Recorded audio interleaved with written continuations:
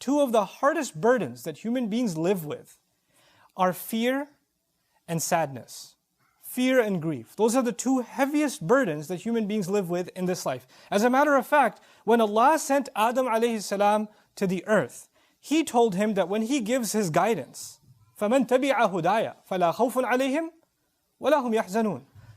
Whoever follows my guidance, they're going to be able to combat fear and sadness, essentially.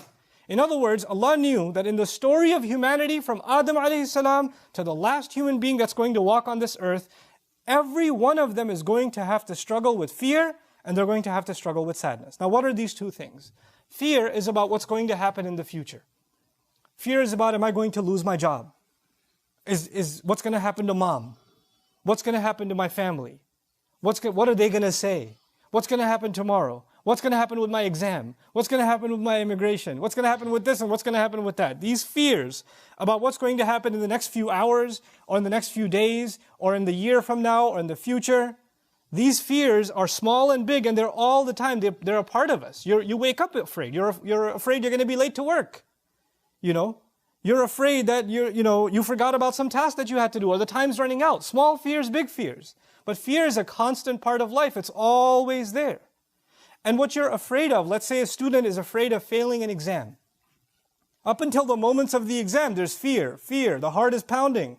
And they take the exam. And then unfortunately they get the result that they failed. And when they fail, there's no more fear, there's now sadness. I mean, there's fear of what your dad's going to do to you, but there's sadness mostly. Right? Now there's sadness about what happened already.